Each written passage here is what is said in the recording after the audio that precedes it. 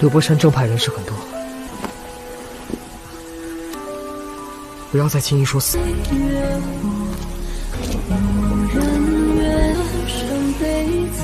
这里陪你的，你救我护我，你心中苦楚。记得，怎么了？我们走。跟上去。师姐，怎么过？极兽奎牛，怎么许多天过去，你们鬼王宗究竟？ Halo semuanya, selamat datang di Ruang Film. Bagaimana kabar kalian semua? Semoga selalu sehat dan baik-baik saja. Pada hari ini kita akan melanjutkan Donghua Jet Dynasty episode 17 sampai 18. Di bagian sebelumnya kita sudah diperlihatkan pertarungan sengit antara aliran kebenaran melawan aliran iblis, berupa ras iblis yakni iblis rubah ekor 3 dan iblis rubah ekor 6. Hingga sampai pada akhirnya kedua iblis itu pun mati bukan karena dihabisi oleh aliran kebenaran, melainkan mati karena menenggelamkan dirinya ke dalam larva. Sebelum iblis rubah ekor 6 mati, ia sempat memberikan sebuah cermin api misterius yang merupakan harta tertinggi dari ras rubah. Anehnya, bagi orang-orang dari lembah Fenxiang, cermin api misterius adalah harta karun milik gurunya yang dicuri oleh ras rubah. Selesai bertarung melawan ras rubah, Yan Hao memberitahu bahwa sekte dan aliran kebenaran telah berkumpul di Gunung Libo, tepatnya di lautan Cina Timur, sehingga Xiao Fan pun berencana akan pergi ke sana. Scene berlanjut, terlihat Xiao Fan dan yang lainnya akhirnya telah kembali ke kota Xiaoqi. Kedatangan mereka juga disambut baik oleh para penduduk. Di sana, para penduduk menjadi sangat senang setelah mendengar kabar kalau iblis rubah ekor 3 telah dimusnahkan.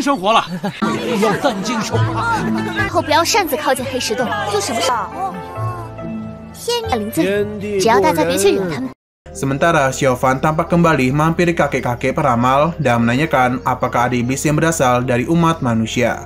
Kakek-kakek itu menjawab jika bukan berasal dari manusia, artinya mereka memiliki hati yang berbeda. Selain itu, terlahir sebagai iblis secara alami merupakan dosa yang harus mereka tanggung. Xiao Fan kembali menanyakan apakah sebenarnya iblis juga bisa merasakan cinta.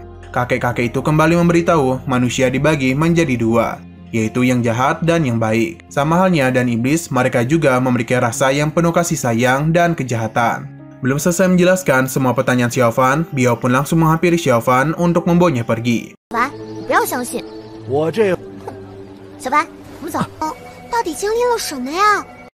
Pada malam harinya, saat Xiao Fan sedang termenung sambil meratapi hujan, ia kebetulan melihat Biao yang sedang berdiri di bawah sebuah pohon. Lantas, Xiao Fan pun segera pergi menghampirinya. Ketika menyadari Xiao Fan yang datang, Biao mengatakan kepadanya kalau ia ingin ikut pergi bersama Xiao Fan menuju Gunung Libo.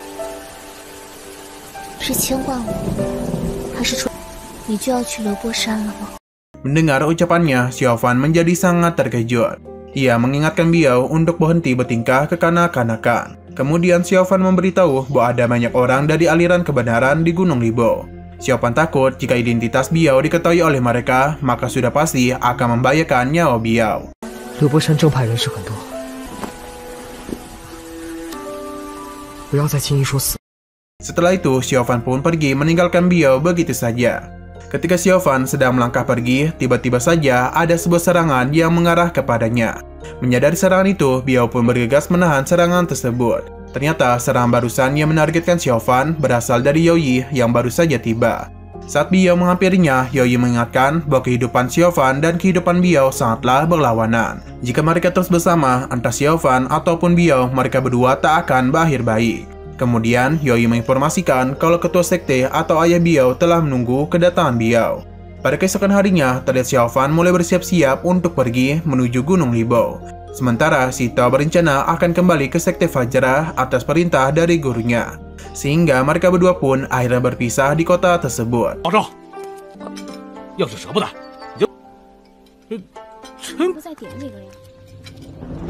Setelah itu, Xiao Fan langsung memulai perjalanannya ke Gunung Libo lewat jalur udara. Hari demi hari Xiao Fan lewati, bahkan Xiao Fan juga terus melanjutkan perjalanannya meskipun hari sedang hujan.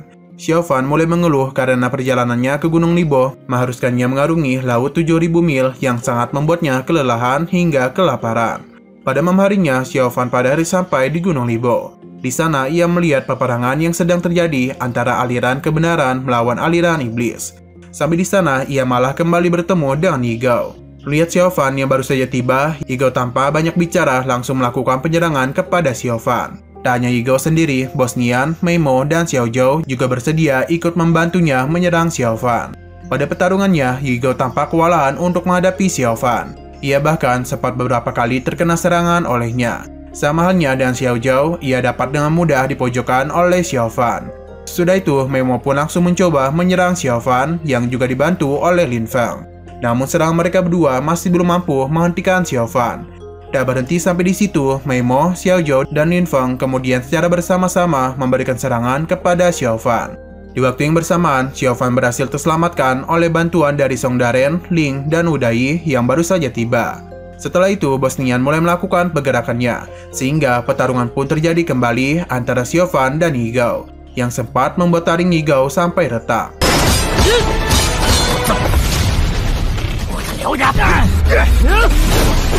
Setelah menghadapi Yigao, Xiao Fan bergegas menolong Ling yang terikat oleh cambuk Meimo.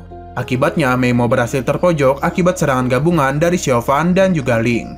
Sementara itu, Song Daren justru dipukul mundur saat berhadapan dengan Bosnian, gara-gara Xiao Zhou yang tiba-tiba membantu Bosnian.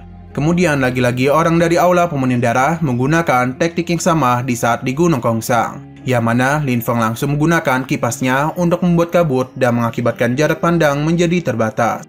Selama beberapa saat, Xiao Fan dan teman-temannya mulai mendapatkan serangan secara diam-diam oleh orang-orang dari Aula Pemunian Darah. Lalu Xiao Fan terlihat sangat kewalahan akibat terus-menerus mendapatkan serangan dari Bosnian, hingga sampai membuat tongkatnya tertangkap oleh Bosnian.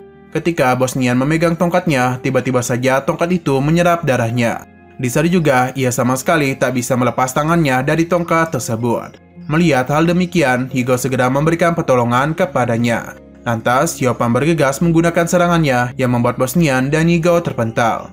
Saat Bosnian ingin kembali menyerang Xiao Fan, seketika saja orang-orang dari Aula Pemunian Darah itu terkena serangan secara misterius.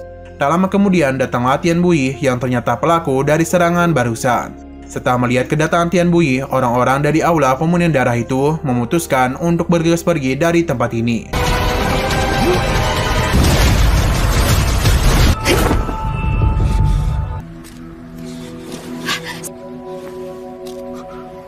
Singkat waktu, Tian Bui membawa Xiao Fan kembali untuk bertemu dengan teman-temannya dari puncak bambu besar, termasuk istri Tian Bui. Selain itu, di sana juga ada Jingyu yang terlihat sangat emosi kepada Xiao Fan, karena ia tampak sangat cemas dan mengkhawatirkan Xiao Fan. Kemudian, Jingyu pun memeluk Xiao Fan. Ia tampak sangat senang dapat melihat sahabatnya kembali. Di saat yang bersamaan, Xiao Fan secara tak sengaja melihat Ling dan Xiao yang sedang bermesraan. Jingyu memberitahu kalau Ling dan Xiao sudah bertunangan. Mereka berdua juga sudah mengumumkan perihal pertunangannya kepada publik dan kemungkinan mereka berdua akan segera menikah. Mendengar ucapan itu, Xiao Fan menjadi sangat amat terkejut.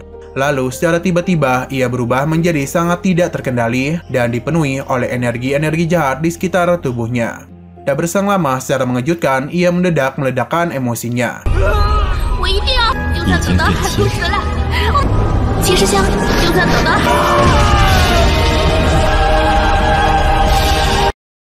Sesudah itu, Xiao Fan secara perlahan berjalan menghampiri Ling dan Xiao.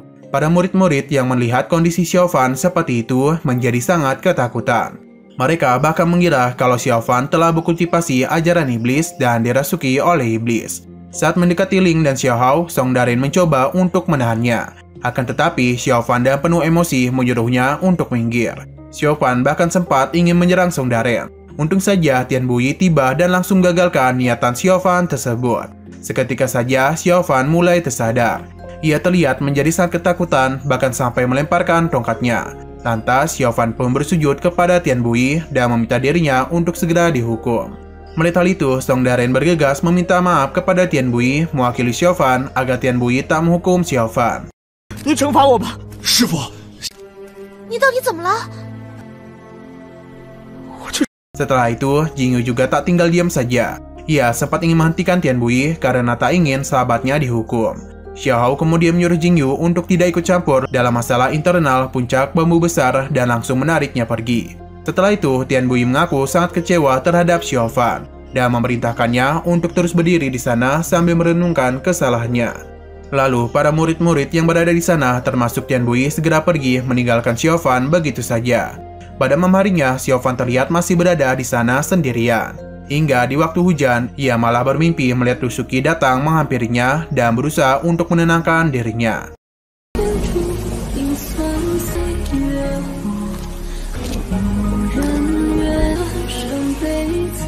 这里陪你的，你救我护我，你心中苦楚，我不能分担你的痛楚，你心中爱人。 Tak lama ia kembali terbangun dari tidurnya dan mulai menyadari kalau yang sebelumnya ia lihat hanyalah sebuah mimpi. Di waktu yang sama, secara mengejutkan, Biao tiba sambil membawakannya payung. Lantas, Xiaofan menjadi sangat kaget dan memarahinya, karena ia takut kalau Biao akan tertangkap oleh orang-orang dari aliran kebenaran. Lalu Biao mencoba menariknya dan memaksa Xiaofan untuk pergi bersamanya. Namun Xiaofan menolak ajakannya tersebut. 知道吗？ 你总是把一瓶……我也猜到你平日一定是被养尊处优的打。不是的，都在人心。 Alhasil, Biao malah berdoa kepada Dewa Suci agar Xiaofan segera terbebas dari hukumannya. Xiaofan mengatakan kalau ia bersikeras bertahan untuk dihukum adalah karena ia telah membuat kesalahan sehingga layak baginya untuk menerima hukuman. Mendengar alasannya itu, Biao justru menjadi sangat kesal dan langsung pergi meninggalkan Xiaofan begitu saja. Pada keesokan harinya, Tian Buyi datang menghampiri Xiaofan dan menanyakan kondisinya yang sudah berhujan-hujan semalaman.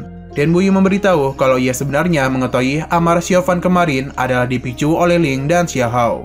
Ia juga mewajarkan kalau Xiaofan memiliki rasa kepada Ling, karena Xiaofan telah tumbuh bersama Ling sejak masih kecil. Meskipun begitu, Tian Buyi menyuruh agar Xiaofan dapat menerima fakta itu, karena Ling memang sangat mencintai Xiaohao. Selain itu, Xiaofan selama ini juga hanya dianggap sebagai adik saja oleh Ling. Setelah semua ini, pada akhirnya Tian Buyi membebaskan Xiaofan dari hukumannya. Singkat waktu, Xiaofan, Ling, Songdaren, Hudai, dan Hedaji terlihat sedang terbang sambil melakukan pencarian jejak dari orang-orang ajaran iblis. Kemudian, Ling membawa Xiaofan untuk pergi bersamanya sekaligus mencari jejak-jejak di sekitaran jalur darat. 记得怎么？我们走。跟上去。 师姐， 怎么过？ Di dalam perjalanannya, mereka berdua menemukan sebuah lubang misterius yang ada di sebuah bukit, sehingga mereka pun segera melakukan pemeriksaan di dalamnya. Di dalam gua itu, mereka secara tak sengaja melihat puluhan orang-orang dari ajaran iblis yang sedang berkumpul.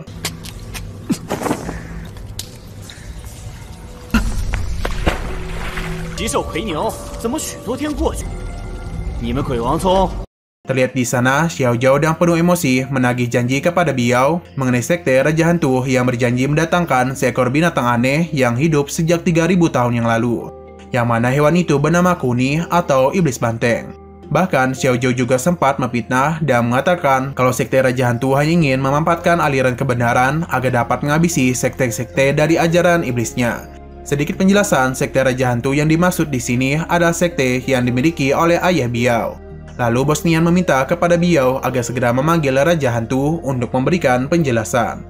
Sesudahnya, Xiao Zhao kembali memprovokasi teman-temannya agar Biao mau memanggil Raja Hantu. Mendengar ucapan itu, Lin Feng pun ikut bersuara. Menurutnya, meskipun Raja Hantu masih belum kunjung datang, para aliran iblis tidak boleh terpecah.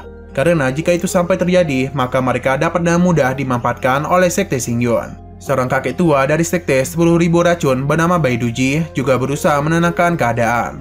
Ia mengatakan selama para murid ajaran suci bersatu, maka aliran iblis tak akan terkalahkan. Akan tetapi, ucapan Baiduji justru ditentang keras oleh Xi Zhao. Ia menjelaskan bahwa tidak banyak orang-orang dari sekte-sekte besar seperti Paksi Akasia dan Aula Chengsang. Jika terus bertarung, kemungkinan sekte 10.000 racun malah akan mendapatkan kerugian besar. Lantas, Biao seketika saja mulai mencurigai Xiao Zhao yang terus melakukan provokasi. Alhasil, Biao secara tiba-tiba memberikan serangan kepada Xi Zhao. Akan tetapi, semua serangan itu dapat dihindari dengan mudah olehnya. Kemudian, Xiao Zhao mau tidak mau menggunakan sebuah teknik pedangnya. Melalui teknik itu, Biao menyadari kalau Xiao Zhao memiliki energi Taoisme sejati mendalam tertinggi. Sehingga ia mulai mengetahui bahwa Xiao Zhao ternyata adalah seorang mata-mata yang dikirim oleh sekte Xingyuan. Di waktu yang sama, Xiao Zhao menggunakan sebuah cahaya yang mampu menyilaukan seisi gua dan langsung bergegas melarikan diri. Tak tinggal diam saja, Biao langsung bergegas mengejarnya, sehingga mereka berdua juga ikut pergi menyusulnya. Di luar gua, terlihat terjadi pertarungan sengit di udara antara Biao melawan Xiao Zhao. Hingga pada saat mereka bertarung di daratan, Biao tampak sempat terkena serangan oleh Xiao Zhao. Lantas, Biao berusaha menyerang balik dan menggunakan lonceng akasianya. Akan tetapi serangan itu masih belum mampu menumbangkan Xiao Zhao. Tanpa menunggu lama, Xiao Zhao pun melakukan serangan balasan sampai membuat Biao terpukul mundur di ujung tebing. Ketika Biao sudah berhasil dipojokkan, Xiao Zhao bergegas memberikan serangan untuk menghabisinya. Namun usahanya itu tiba-tiba saja digagalkan oleh serangan misterius, yang mana hal itu membuatnya terpental ke bebatuan. Di saat yang bersamaan, Xiao Fan dan Ling akhirnya tiba di TKP. Xiao Zhao kemudian memberitahu kalau ia bernama asli Su Yichai dari Sekte Xingyuan. Tak berselang lama, Wen Renwen pun tiba dan memberikan nasihat kepada Biao agar tidak menggunakan lonceng akasia sembarangan. Karena lonceng itu dapat melahap seseorang yang tak memiliki keterampilan untuk mengendalikannya. Ternyata Raja Hantu dari Sekte Raja Hantu yang dicari oleh Su Yichai sebelumnya adalah ayahnya Biao. Nah, sayang sekali episode pada hari ini harus bersambung dulu. Oke, sekian dulu pada video kali ini. Untuk video selanjutnya akan segera hadir. Jadi bagi kalian yang mengikuti series ini, langsung klik subscribe dan aktifkan loncengnya. Oke, terima kasih yang sudah menonton video sampai habis. Jika kalian suka pada video ini, klik like dan share ke teman-teman kalian tentang channel ini. Dan ditunggu aja kelanjutannya. Oke, sampai jumpa di video selanjutnya.